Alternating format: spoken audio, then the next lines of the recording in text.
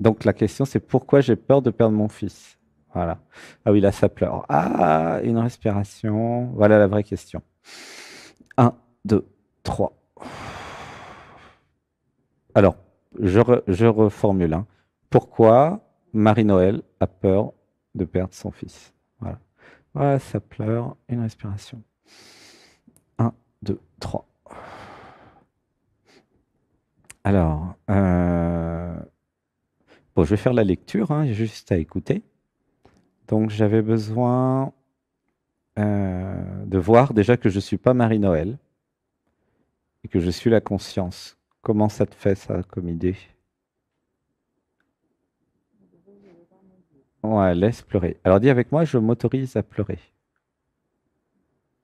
Tu peux le dire avec moi? Je m'autorise à pleurer.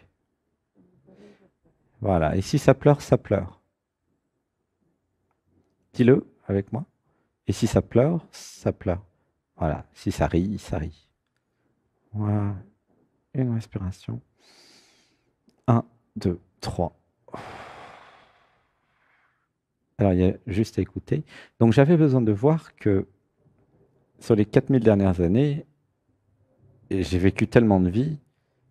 J'ai vécu des vies où j'ai perdu un enfant, un fils, une fille, un chéri. J'ai tout vécu. Nous avons tous tout vécu, hein. Voilà, ça pleure. Une inspiration. Un, deux, trois. J'avais besoin de voir que le mécanisme est le suivant. Un, je m'identifie à la personne Marie-Noël. Deux, je crois que mon fils est mon fils, alors que c'est le fils de la vie, et que ce n'est pas du tout mon fils. Pourquoi? Parce que déjà, moi, je n'existe pas vraiment. C'est une illusion, une perspective, une façon de voir. Le fait de croire que je suis la personne. Le fils est sorti de mon ventre, oui.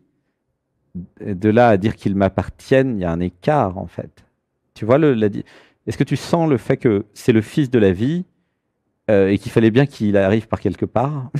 Il s'est passé par toi, mais que c'est pas ton fils, qu'il ne t'appartient pas. Est-ce que tu vois la nuance là? Parce qu'il y a vraiment un truc comme ça qui crée la souffrance. La souffrance est créée parce que je crois que c'est mon fils. Si c'était un des fils de la vie, déjà ça irait beaucoup mieux. Alors une inspiration. Un, deux, trois. J'avais besoin de voir que le je s'approprie tout ce qui passe à côté de lui. C'est ma maison, c'est mon mari, c'est mon fils, c'est mon compte bancaire, c'est mes emmerdes. Tu vois? C'est tout à moi, me. Mais la souffrance, ça vient de là, hein. Tu comprends? Alors, euh, une respiration. Un, deux, trois. Ensuite, concernant la mort, j'ai peur de perdre mon fils, en fait, hein. Hein, tout à l'heure, tu avais dit, pourquoi j'ai peur que mon fils meure, hein, c'est ça, non? Mais en fait, c'est j'ai peur de perdre mon fils. Alors, pourquoi j'ai peur de perdre mon fils? Parce que je crois qu'il m'appartient. Ah ah, où ça pleure. Et une respiration. Un, deux, trois. En comprenant que le fils n'appartient pas à moi, mais qu'il appartient à la vie, et que ce n'est pas mon fils, mais le fils de la vie, tu vois, alors je le laisse être la vie. Et je me laisse être la vie. Tu vois comment ça marche? Alors, une inspiration. Un, deux, trois.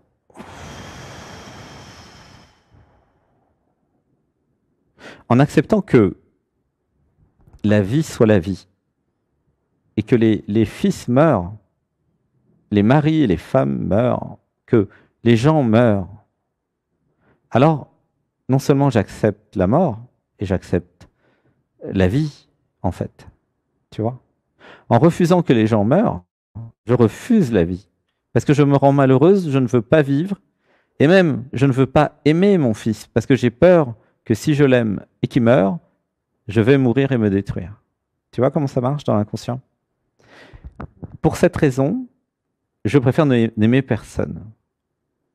Dans l'inconscient, il se dit, ah ouais, non, mais je ne vais pas aimer parce que si j'aime et que le truc que j'aime, alors que ce soit mon fils ou un chéri, hein, ou peu importe d'ailleurs, disparaît, je ne me sens pas capable de survivre à ça. Tu vois? Alors qu'est-ce qu'il dit l'inconscient? Il dit, ah bah j'aime pas, comme ça je suis peinard. Oui, mais, il y a un mais. En refusant la mort, je refuse la vie et je refuse de vivre. Je refuse l'amour. Tu vois?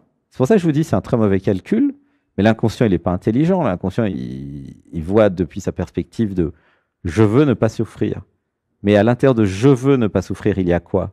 Il y a je ne veux pas mourir, mais ça implique, du coup, malheureusement, je ne veux pas vivre.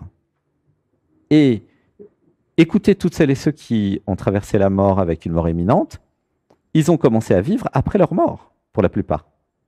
C'est-à-dire que parce que j'ai vécu la mort, je m'autorise à vivre la vie. C'est pour ça que c'est génial, les morts imminentes, quand vous en revenez, parce qu'il y a des plaques qui ne reviennent pas. C'est que, waouh, je suis la vie, je vais vivre, enfin. Mais rendez-vous compte qu'il a fallu mourir pour commencer à vivre. C'est quand même con, quoi. Hein.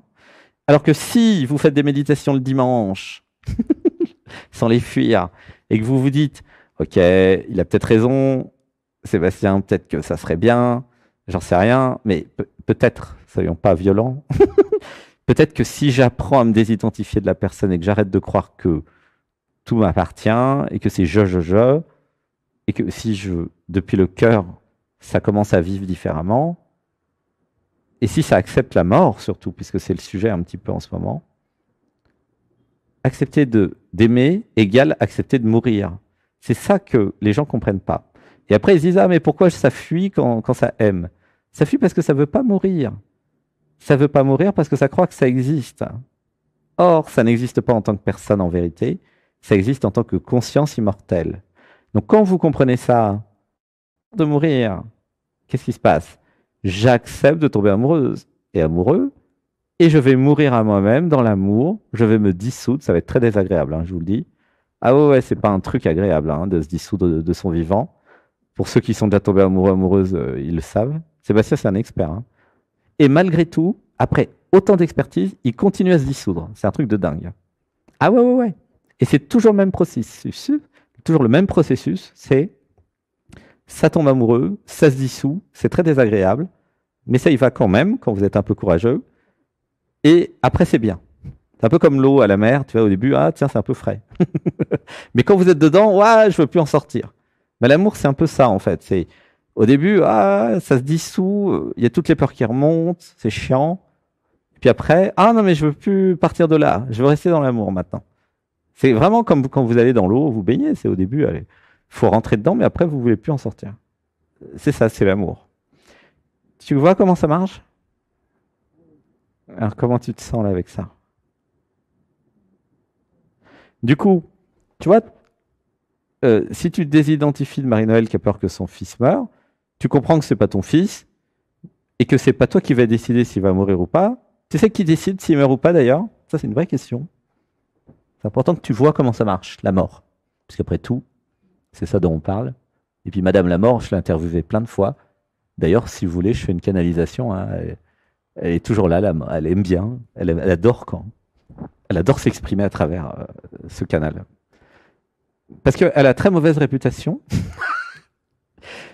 et alors que là, dans cette émission, moi, je lui fais sa pub. Je dis qu'elle est innocente et qu'elle est très bien et que nous avons besoin d'elle, qu'elle fait partie du cycle de la vie et qu'elle n'a rien fait de mal.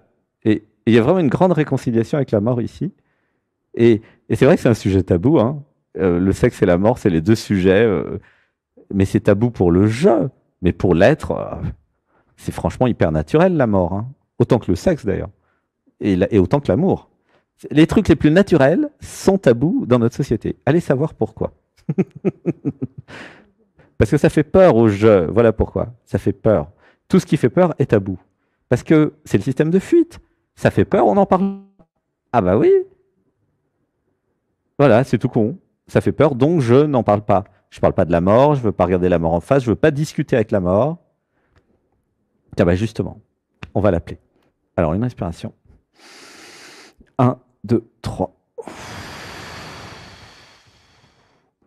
Ah, ça pleure. Voilà. Du coup, Sébastien qui analyse la mort. Ok? Donc là, c'est la mort qui parle. Alors, qu'est-ce que c'est la mort? Tiens, je vais commencer par m'autodéfinir. C'est sympa. C'est pas tous les jours que la mort s'autodéfinisse.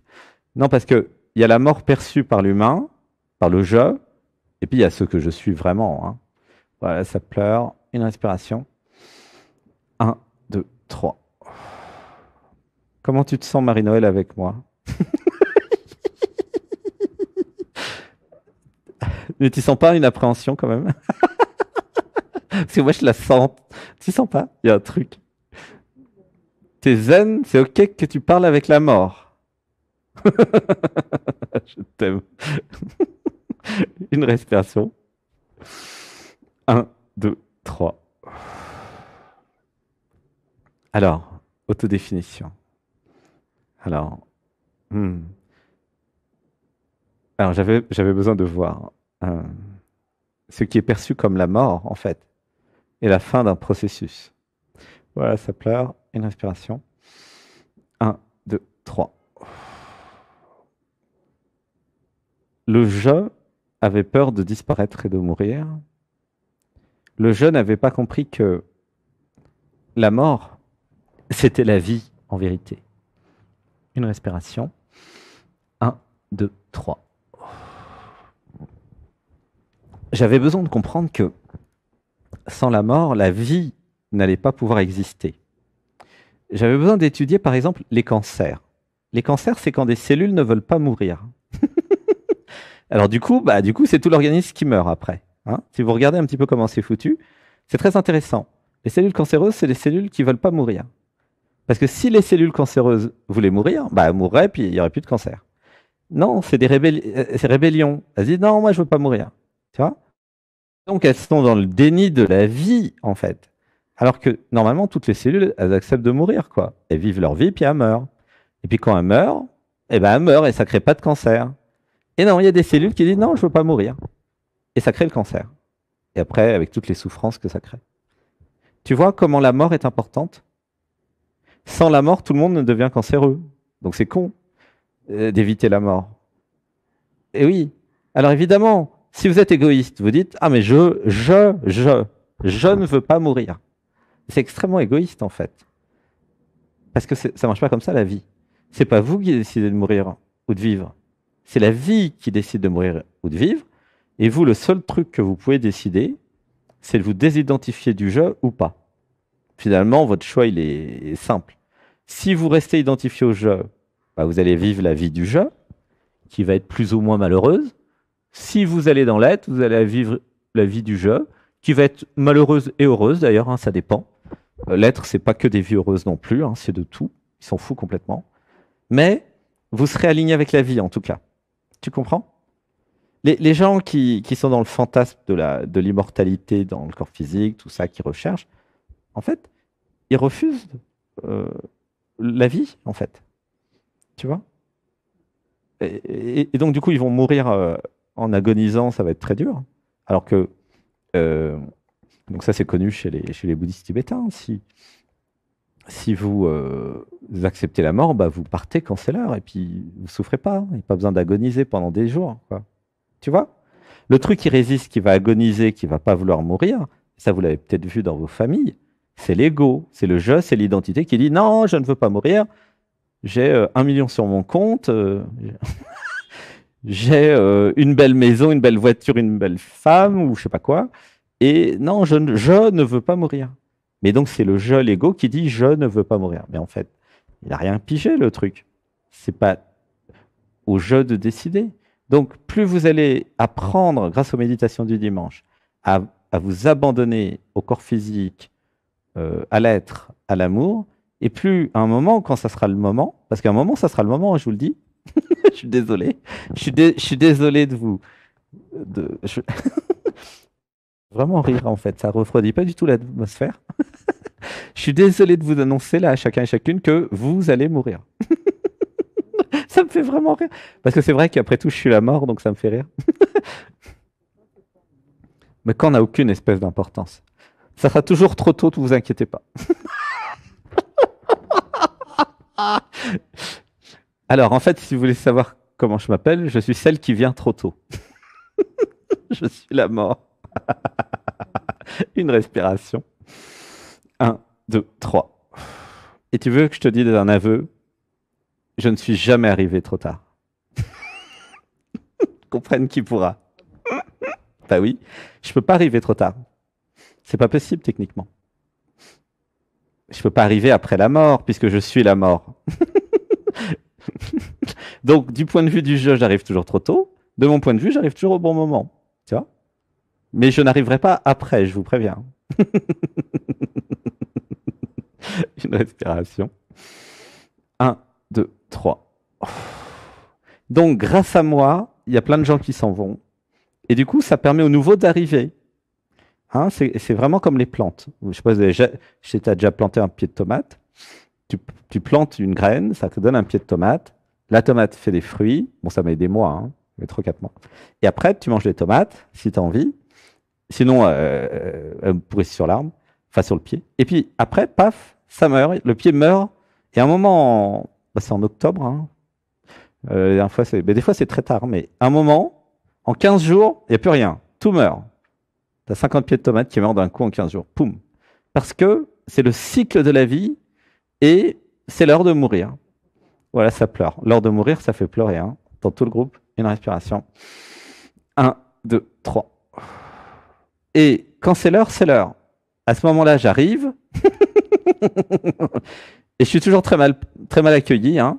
C'est très rare les civilisations. Mais il y a quand même des pays où je suis bien accueilli. Hein. Mais c'est assez rare. Et plus les gens vont être spirituels, plus je vais être bien accueilli. C'est pour ça que je suis très ravi de participer à cette émission. Enfin, des gens qui me comprennent. Merci. Enfin, un peu de parole. Voilà. Et plutôt que d'avoir peur de moi, et que sans moi, il n'y a pas de vie, et vous allez voir que, voilà. Alors, il ne s'agit pas de faire l'apanage de la mort et de dire partez plus tôt. Non, non, non. Ne partez pas plus tôt. Parce que de toute façon, ça, c'est encore une fuite. Hein. Les gens qui se suicident et qui partent plus tôt, c'est une fuite. Ils vont être obligés de se réincarner, de revenir. De toute façon, ça ne sert à rien. Donc, c'est pas parce que je vous demande de m'aimer que je vous demande de partir. Tu comprends? Mais oui, c'est si jamais j'arrive, bah, accueillez-moi, mais si je viens pas, bah, ne me cherchez pas non plus. Je suis très occupé. Hein. J'ai vraiment pas que ça à faire. Donc quand je viens, c'est pas pour rien en général. Des fois, je viens, ça meurt, et puis les gens ils reviennent, les morts imminentes, hein, ou Anita Morjani ou d'autres, ou les traumas, les comas. Voilà. Mais en général, quand je viens, je repars avec. Hein. Mais des fois, ça renaît. Et ça renaît sans l'identité en général, d'où l'intérêt de voir les témoignages sur les morts imminentes. Tu vois, les expériences de mort imminente de ceux qui reviennent de la mort. Qui disent tous la même chose, que c'est, voilà, ils retournent à la source, à l'unité, à l'amour. Voilà. Mais si nous sommes venus sur Terre, et si vous êtes venus sur Terre, c'est pour vivre. Okay. Donc rechercher la vie et la jouissance de la vie.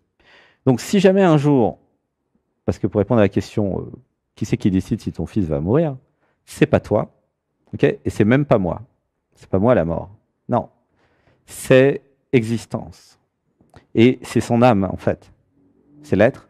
C'est-à-dire que à un moment, lui, du point de vue de l'âme, du point de vue de ce qu'il est, à un moment, il va se dire, bah voilà, j'ai fini ma mission, ça m'intéresse plus cette incarnation, je m'en vais. Mais c'est pas grave, ça n'a pas d'importance. Ça marche quand même. Qu'il soit conscient ou pas, tout le monde s'en fout. Et non, ça ne change rien. Et c'est pareil pour chacun. Si votre être a décidé de mourir, enfin que vous allez mourir en tant qu'individu, vous allez mourir et vous ne pourrez rien y faire. Et s'il a dit, vous ne pouvez pas mourir, vous pouvez sauter du 20e étage, vous ne mourrez pas. Il y a des gens, ils ne sont pas morts dans des crashs d'avion, ils sont tombés d'un étage, c'est Ramana Maharshi qui disait, ce qui doit arriver arrive, ce qui ne peut pas arriver ne peut pas arriver. Et il y a vraiment un truc caché très important là. C'est pas pour dire que c'est écrit. Hein. Non, rien n'est écrit. C'est pas ça. C'est pour dire que c'est pas le je qui décide. C'est ça qui est important. Mais si le je, il veut pas lâcher prise, il veut pas s'abandonner, il va souffrir. Donc, si tu comprends que ton fils, il mourra s'il a envie, mais que tu n'as strictement rien à voir avec ça et que tu peux strictement rien y faire, alors tu vas être tranquille dans ton cœur. Tu vas t'abandonner. Tu vas dire, mais si ça meurt, ça meurt. Et je vivrai la tristesse. Tu comprends? Mais si le jeu, il s'inquiète, c'est quelque part, c'est pas, ça te fait souffrir pour rien. Parce que c'est en dehors de toi. Tu es d'accord que c'est pas toi qui va décider s'il va mourir ou pas. Et que tu peux strictement rien y faire. Et que la logique voudrait que tu apprennes à t'abandonner à la vie, à ce qui est. Tu comprends? Oui, non, non, c'est faux. Non, non, non, non. Marie-Noël a peur. C'est là où tu es dans la pleine confusion identitaire, quand tu dis je, quand c'est pas toi. Tu comprends la nuance ou pas? Marie-Noël a peur. Toi, tu n'es pas Marie-Noël, tu l'as conscience et tu as peur de rien. Et tu es venu sur Terre pour vivre tout. Et tu vivras la tristesse. Alors, ben, j'espère pas que ton fils meure, bien sûr. Mais ben, si ça meurt, ça meurt. Puis si ça meurt pas, ça meurt pas. La probabilité qu'il meure est faible, parce qu'en général, les parents partent bien avant les enfants, en général, hein. Donc, tu vois, comment tu te sens avec tout ça? Ça t'a éclairé. Je t'aime. Ça m'a éclairé quand même.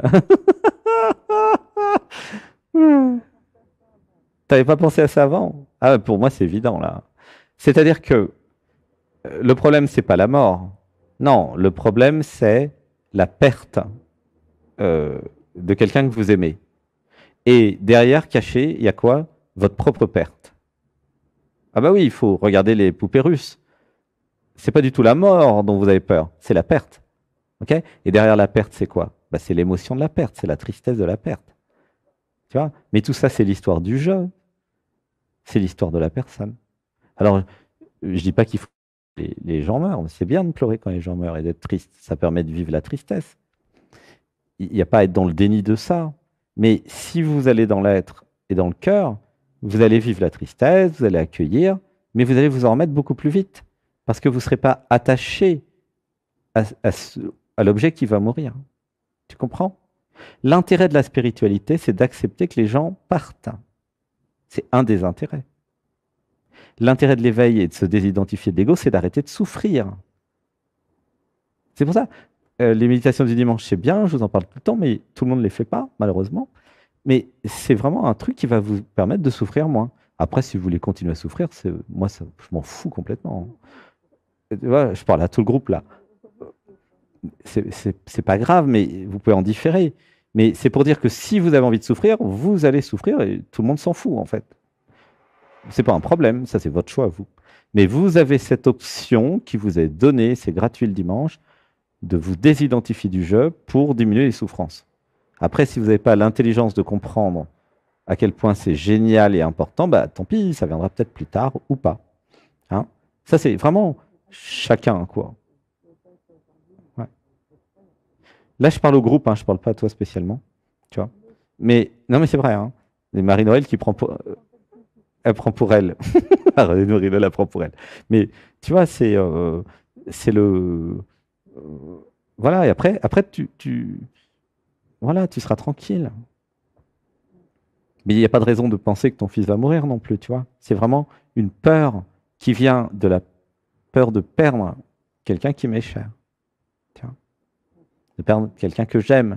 Pourquoi? Mais parce que je crois, c'est une croyance, que euh, euh, s'il meurt, admettons que je l'aime et il meurt, hein, que ce soit un fils ou n'importe quoi d'ailleurs, euh, j'ai la croyance que cet amour va partir de moi et que je ne l'aurai plus. Mais c'est faux. Les gens, ils meurent, mais vous les aimez toujours. Essayez, vous verrez. Euh, tu vois, c'est même si quelqu'un meurt, donc je parle au groupe, parce que des fois, ça arrive, les gens meurent. Sébastien, il avait 14 ans, son frère de 6 ans est mort d'une leucémie. Bon. Mais rien à l'aimer. C'est parce que l'amour n'est rien de personnel, justement. L'amour, c'est impersonnel. Et ça reste même quand les gens ne sont pas là. Pourquoi? Mais parce que c'est pas personnel. C'est ton fils, mais tu pourrais très bien aimer les fils des autres. Tu comprends? Aimer tous les fils sur terre, pourquoi pas? Et tu verras que l'amour du fils, il est dans ton cœur. Il n'est pas lié au fils, en fait. C'est ça que je voudrais te faire comprendre. L'amour de ton fils n'a rien à voir avec ton fils. Il a à voir avec la représentation dans ton corps que tu te fais d'avoir un fils. Tu vois? Donc ça veut dire que tu peux aimer comme ton fils, plein d'autres enfants, plein d'autres fils. Tu vois? Il y a plein de gens qui vivent ça. Ils aiment quelqu'un comme son fils, ou comme son frère, ou comme sa sœur. C'est très fréquent. Pourquoi? Mais parce que c'est pas lié à la personne, c'est lié à ce que tu ressens dans ton cœur pour quelqu'un. Tu vois? Si tu comprends ça, hein, tu vas laisser la vie être la vie. Et puis ceux qui doivent mourir vont mourir. Ceux qui ne peuvent pas mourir vont pas mourir. Et puis tu as l'acceptation de la vie. C'était à Bali. Sébastien, j'en parlais brièvement tout à l'heure. Il, il avait la dengue, mais il ne le savait pas, une grosse grippe. Il se lève le matin, patraque, très mal en point, et reçoit la pensée, tu vas peut-être mourir. Au petit déjeuner avec son bol de fruits. Non mais c'est drôle à vivre ça. C'est quand même rare. En plus, il ne reçoit jamais de pensée, Sébastien. C'est vrai, hein, il ne reçoit pas beaucoup de pensées. Hein. Et paf, tu vas peut-être mourir. Donc c'était le corps qui avait informé le cerveau, finalement, qui dit, oula, ça va très mal. Donc il reçoit la pensée, première pensée, pensée numéro 1, tu vas peut-être mourir. Pensée numéro 2, c'est du vécu. Hein. Pensée numéro 2, j'en ai rien à faire, je ne suis pas concerné, laisse-moi tranquille, je m'en fous de tes histoires. Tu vois, vraiment, c'était la réponse de Sébastien à cette inspiration du moment. Troisième pensée, paf, il tombe dans les pommes, au sens littéral du terme, la tête dans le bol. C'était fun à voir. Non, franchement, c'est un truc qu'il aurait fallu filmer. Et poum, au moins 10 minutes, un quart d'heure, il ne sait pas combien de temps, puisqu'il était sans connaissance. Après, il se réveille. Et puis, il dit, va prendre un Doliprane. Il se renseigne un peu. Il comprend qu'il a la dengue. Je ne sais plus comment il comprend, mais il comprend. Il prend un Doliprane et puis il va se coucher. Puis après, il est malade une semaine avec la dengue. Et puis après, ça va mieux. Bon. Mais il a été testé par la vie qui a voulu voir qu'est-ce qui allait se passer quand il recevrait l'info, tu vas peut-être mourir. Et, et ce qui donc, tant que ça ne vous arrive pas, vous ne savez pas comment vous allez réagir. Hein, c'est normal. Mais maintenant, il sait que si ça revient de nouveau, bah, il réagira exactement de la même manière. Que ta volonté soit faite et non la mienne. Enfin, un truc un peu nouveau. Donc là, c'est un moment d'anthologie que vous repasserez quand Sébastien sera mort. Enfin, un truc un peu nouveau. Ah, enfin, Sébastien va aller voir si tout ce qu'il a vécu est vrai. Hein, parce que les connexions aux fantômes et tout le reste, voilà. Et du coup, il n'y a pas d'appréhension vraiment. Il n'y a pas vraiment de regret non plus. Euh, bah, ouais, mais si tu veux, ça meurt, ça meurt. Mais si tu veux. Et c'est un état d'esprit à chaque instant de la vie. Hein, c'est ça l'éveil. Hein, c'est ça la réalisation du soi. C'est que ta volonté soit faite et non la mienne, celle du jeu. Donc, ta volonté soit faite à qui? Mais à la vie, à l'univers. Avant, ils appelaient ça Dieu, les gens. Mais ça s'appelle la vie, l'univers, la conscience. C'est pas religieux. C'est nous, en fait. Et du coup, c'est cool, quoi. Parce que c'est tranquille. C'est quoi comment dire? Quand c'est aligné, ça pense à vivre sans peur de la mort. Parce que le problème, c'est que la peur de la mort, ça vous empêche de vivre.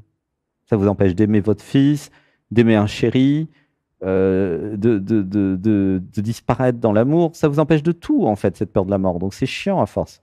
Donc commencez à accepter la mort, votre propre mort, la mort des autres, et vous allez voir, vous allez commencer à vivre. Et ouais, c'est comme ça que ça marche dans l'inconscient. Et si vous n'y arrivez pas, venez le dimanche à 15 heures. Voilà, c'est gratuit. Il n'y a pas d'excuse. Si c'était payant, vous direz, ah, c'est cher. Même à 5 euros, vous allez dire, c'est cher. Non, non, c'est gratuit. Ok. Les rediffusions sont payantes, mais le live, il est gratuit. Sébastien, il fait ça depuis 5 ans au moins. Il a donné tous les dimanches de sa vie, non pas au Seigneur, mais c'est quand même marrant quand même. Non, il fait ça pour lui parce qu'il réalise plein de trucs. Donc, c'est parce que ça lui fait plaisir. Hein. Et du coup, et même maintenant, ça fait plaisir à Sébastien de faire dialogue avec l'être et de s'abandonner. Et du coup, c'est top parce que c'est ensemble qu'il y a des réalisations et c'est ensemble qu'il y a l'éveil de la conscience. Tiens. Est-ce que ça a répondu à ta question quand même, tout ça? Oui, hein, parfaitement, hein, c'est clair. C'est clair, Marie-Noël? Ok. Alors, il est une respiration. Un, 2, 3. Mais j'ai l'impression d'avoir répondu à beaucoup de questions que tu n'as pas posées aussi, hein. Mais c'est normal parce que j'ai j'ai traité le sujet de façon approfondie. Peut-être que vous avez remarqué, si vous connaissez l'émission, que c'est toujours des sujets très approfondis. C'est rarement, voire jamais, hein, survolé, hein. C'est jamais rien, aucune réponse n'est survolée. Non, mais c'est vrai. C'est un truc qu'il ne sait pas faire. Voilà. L'être ne sait pas survoler. Mhm. Alors, les méditations du dimanche, bah, c'est facile. Je réponds à la question de Catherine. Il y a un lien en descriptif de vidéo. Vous cliquez dessus. Et puis voilà, quoi. Ah, on est déjà à 4h30 d'émission. Ah, et on a dépassé de 30 minutes. Ah! Et après, figurez-vous que Sébastien a une vie. Et des rendez-vous. Et non, mais vraiment, c'est ça qui est marrant. Il a une vie. Ok. Ben là, il est 17h30 et il est bientôt 18h. Mais en France, il doit être minuit et demi, non? Non, mais il y a eu un décalage horaire. Ouais, c'est ça, il est minuit et demi. Du coup, bah, nous allons terminer l'émission qui. C'est une émission qui a tendance à ne jamais s'arrêter. Alors, pour répondre, il y a un lien en descriptif de vidéo. Vous cliquez dessus, vous allez sur le portail anatman.tv et là, vous cliquez sur Atelier d'éveil et de transformation. Vous vous inscrivez, vous recevez le lien pour dimanche prochain. Et vous pouvez aussi vous inscrire à Dialogue avec l'air et à Chant de lettres. Voilà. Et vous pouvez regarder les stages de cet été. Voilà. Ah, eh bien Sébastien, il continuera à chanter la semaine prochaine. Parce qu'il y avait d'autres chansons. Et c'est pour ça qu'il y a moins de monde aussi, parce qu'il est minuit 30. T'as aimé? Ça va? C'était à peu près juste? Ouais. Il y a eu des émotions? Ouais, beaucoup. Ça a pleuré? Il y a beaucoup de personnes qui ont aimé les chansons. Du coup, ça va. Sébastien, il va continuer à s'entraîner parce que ça demande du travail de chanter en fait, hein. Pour connaître par cœur les chansons, apprendre à chanter à peu près juste. Enfin, il y a c'est toute une histoire de chanter, hein. C'est un métier, hein. Mais Sébastien, il adore chanter et il s'entraîne tous les dimanches justement parce qu'il y a des chants avec Om Gam Ganapataye Namaha, puis tout ça. Voilà. Oh, bah, gros bisous. Je t'aime, je t'aime, je t'aime. Merci Marie-Noël, gratitude. À bientôt.